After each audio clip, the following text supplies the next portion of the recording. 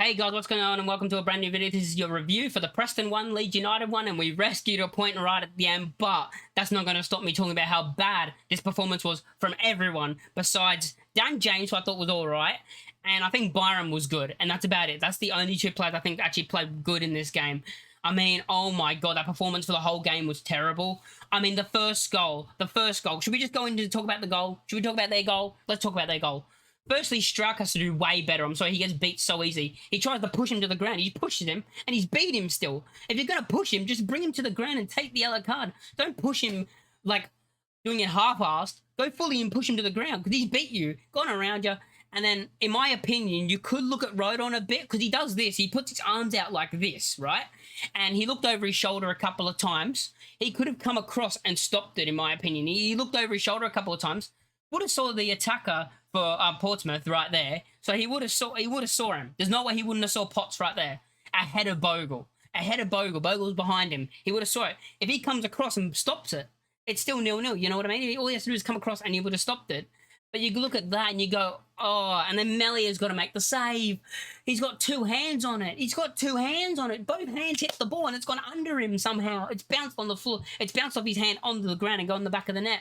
You have to save that as well. So Strauch is at fault firstly for getting beat so poorly. And then you've got to look at Rodon putting his arms out like this, like, oh, it's fine. Even though he looked over his shoulder a couple of times and saw Potts running through. And then you've got to look at Melia for not making the save. So it's a catastrophic of errors by the entire, all three of them. It's just a massive chaotic bunch of errors that cost us that goal and made us go 1-0 down. I mean, the first half, we weren't good, really. I mean, Pirro, I'm going to say this. In the first half, Pirro made a couple of good runs. Like, he was making some good movements in that first half. No one was finding him. There was one. There was one when Rothwell had the ball. I think it was Rothwell. And if you looked at Pirro, the space between, there was two defenders like this, and Pirro was in the middle. Pirro had about that much space in the middle. It was wide open. If he just plays the ball through, Pirro's got a chance. Pirro's one-on-one with the keeper. He's got everyone beat. There's no defender around him. There's just this massive gap in space between the goal and him. And then he probably would have buried it, to be honest, because there was no defender going to get there if the ball gets played in there. I think maybe you can be maybe that's a bit harsh. Maybe Rothwell didn't see it, but I just saw that open space of you have to play that. I mean, performance-wise. Then we go into the second half, and then, oh my God, no chances. I don't think we're playing that well at the start of the second half. They feel like they're the better team at the start of the second half, playing around us a bit. And then we get into the game, we get chances, and as we do it again, we get chances and chances. Bamford has to finish. Now, Bamford has to finish that chance. I think the XG on that's like a 0.89 or something. I mean, he has to finish it. He's tried to flick it with his right foot.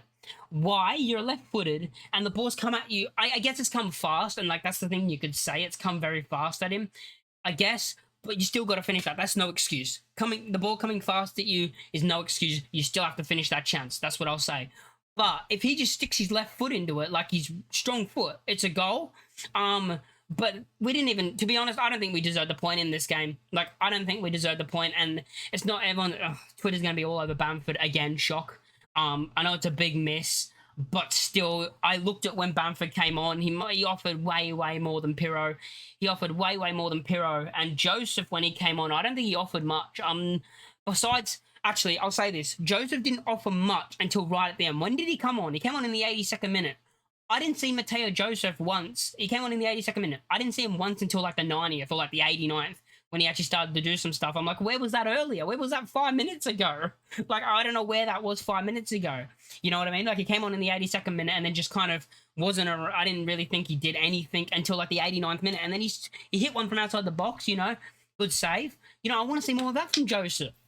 And I think we could have seen that a bit earlier. I thought he was just... It was kind of invisible for the first 5 minutes he came on. I guess he just came on. But when it's the 80th minute, 82nd minute, and you bring someone on, you want them to make an impact straight away.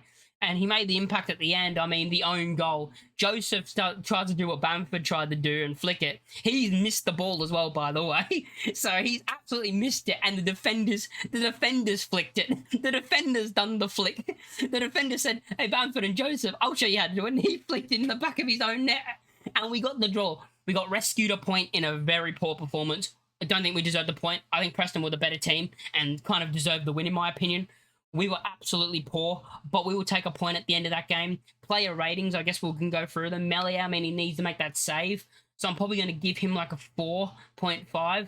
Yeah, I'm gonna go with a lot of low ratings in this. 4.5 for Melia because he's got to make that save. Jaden Bogle, I'm gonna give a 4.5 as well. I don't think he was good either. I don't think he was great. Joe Rodon, I'm actually gonna give a 5.5. I think he was all right, I guess. A Strauch, I'm gonna give Strauch a 5. I don't think Strauch was amazing in this game at all. I don't think he was great. I don't think he was all right. But the one thing that I want to say about Strauch is at the end there was a couple of balls whipped in and he was so close. He got a header on, but he was like inches away, like I think twice of score, like flicking a header on target, or I mean maybe on target because it's Strauch. But yeah, Sam Byram, who I thought was one of our better players, I'm going to give a 6.5. I thought he was one of our better players on the pitch. Joe Rothwell, I'm going to give a 6. Tanaka, I'm going to give a 6 as well. Not really much to say about those two. I thought they had all right performances. I thought Tanaka at times did lose the ball a bit, and so did Rothwell.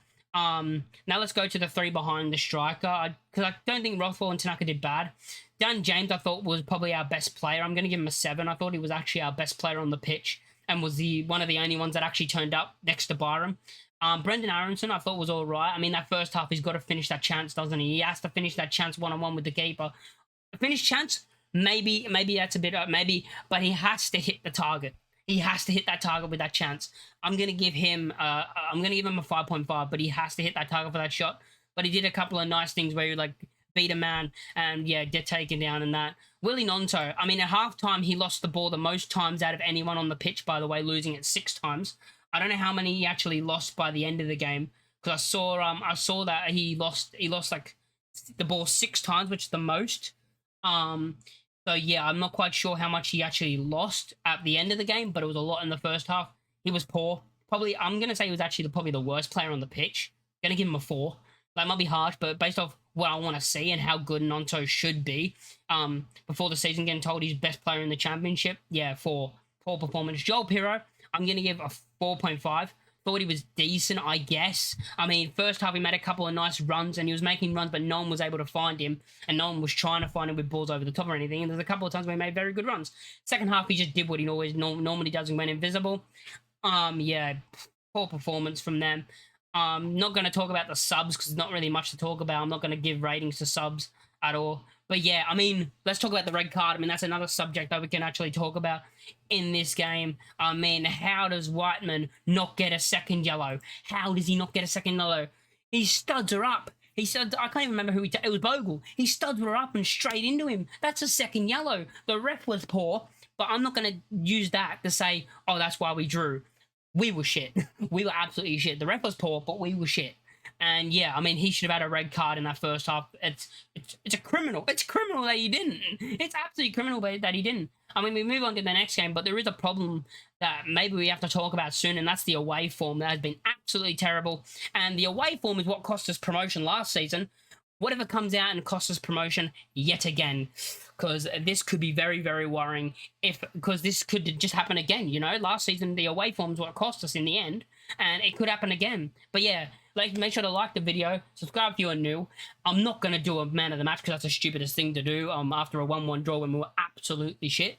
I guess I'll give it to someone. I'll give it Dan James, who I thought was probably our best player on the pitch. And yeah, let me know what you think in the comments down below of that performance, and I'll catch you all in the next one.